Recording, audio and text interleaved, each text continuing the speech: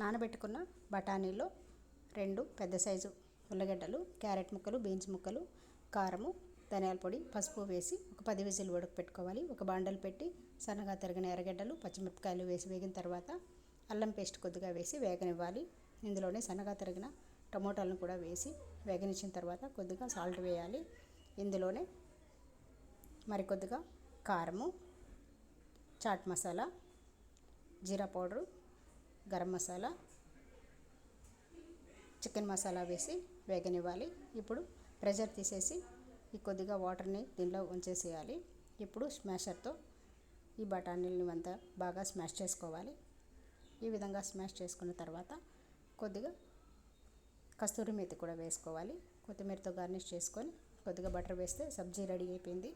ఇప్పుడు ఒక పెనం పెట్టి కొద్దిగా బటర్ వేసి బ్రెడ్ని ఇట్లా కాల్చుకుంటే పావ్ బజీ రెడీ అయిపోయింది. Thanks for watching.